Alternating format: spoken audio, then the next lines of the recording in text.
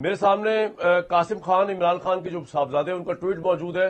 وہ کہہ رہے ہیں کہ آپ کی گورنمنٹ جو ہے وہ ان کے والد کو 700 دن زیادہ جیل میں رکھ کے ان کو توڑنے کی کوشش کر رہی ہے. ایک ایسے شخص کو تنہا کیا جا رہا ہے، توڑا جا رہا ہے جس نے ہمیشہ قانون کی حکمرانی کی، دس اینڈ دیٹ. اس سے بڑی خبر یہ ہے کہ قاسم اور سلمان جو ہیں وہ آ رہے ہیں 5 اگست تک پاکستان، جب 2 سال ہو جائے گا عمران خان صاحب کو. اور وہ جس طرح بے نظیر صاحبہ نے تحریک چلائی تھی جب ذوالفقار علی بھٹو صاحب جیل میں تھے، کلثوم نواز صاحبہ نے، اور پہلے دور میں نواز شریف صاحب کے لیے مریم نواز صاحبہ نے 2018 کے بعد نواز شریف صاحب کے لیے تحریک چلائی، اسی طرح ان کے بیٹے بھی آ کے تحریک چلانے لگے. تو حکومت کس طرح دیکھے گی اس کو؟ گرفتار کیا جائے گا ان کو، یا ان کو فری ہینڈ دیا جائے گا، یا اس کے بعد آپ سمجھتے کہ نہیں مذاکرات ہو جانے چاہیے؟ اب تو ان کے بچے بھی آ رہے ہیں، اب تو حالات بڑے خراب ہو رہے ہیں. جی بہت شکریہ کامران. بات یہ ہے کہ یہ جس واقعے کی طرف یا جس مفروضے کی طرف آپ اشارہ کر رہے ہیں، ابھی اس کو خاصا وقت پڑا ہے. آپ اگست کی بات کر رہے ہیں. باقی یہ رہا کہ اصولی طور پہ ان کے بچوں کو بالکل اپنے والد کے لیے تحریک چلانے کا حق حاصل ہے.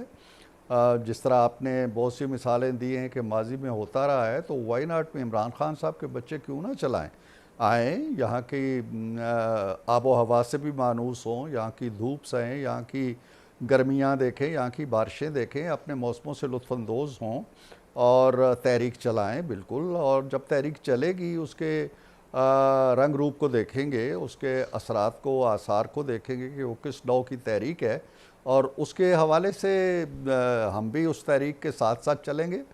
شامل ہو جائے گا عرفان صاحب تحریک میں. ایک بات.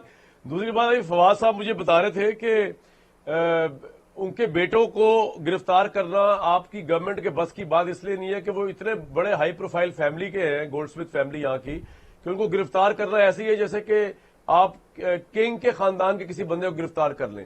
تو یہ خدشہ ہوگا اگر وہ دونوں آتے ہیں ادھر، آپ لوگوں کے لیے گرفتار کرنا مشکل ہو جائے گا، ان کو فری ہینڈ ملے گا والد صاحب کے لیے تحریک چلانا.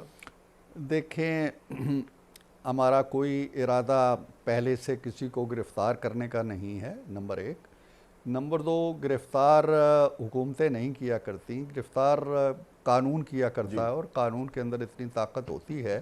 ایک زمانہ تھا کہ خود خان صاحب کے حوالے سے کہا جاتا تھا کہ کوئی یہ ہماری ریڈ لائن ہے، اور کوئی اس کو ہاتھ لگا کے دیکھے اور اس کی طرف کوئی میلی نگاہ سے دیکھے. پتہ نہیں کتنی میلی نگاہیں اب تک اٹھ چکی ہیں، پتہ نہیں کتنے ہاتھ اٹھ چکے ہیں، گرفتار ہو چکے ہیں. 2 سال گزرنے والے ہیں، ہم نے تو نہیں دیکھا ہے کہ ہر روز کوئی ہلچل یہاں پہ ہوتی ہے. کاروبار چمن جو جس طرح روایتی طور پہ چلتا تھا چل رہا ہے. اللہ نہ کرے کہ وہ گرفتار ہوں، اللہ نہ کرے کہ وہ اس طرح کی سرگرمیوں میں ملوث ہوں جو قانون سمجھتا ہے کہ قانون کے دائرے میں آتی ہیں، اور ان پہ ہاتھ ڈالا جائے. ایسی کوئی بات نہیں ہے. میرا خیال یہ ہے کہ پی ٹی آئی ایک ایسے دور میں چلی گئی ہے جہاں اس کے پاس اب بیانیہ سازی کی جو اس کی معروف صنعت تھی، اس کی کارخانے کی جو چمنی تھی، اس سے بھی دھواں اٹھنا اب ختم ہو گیا ہے. اب وہ بیانیہ تراشی کے قابل بھی نہیں رہے، اور اس طرح کی باتیں کہ جی فلاں آ رہا ہے، فلاں تحریک چلا رہا ہے، فلاں کو پکڑنا بڑا مشکل ہوگا. میں ان باتوں پہ اب کیا تبصرہ کروں؟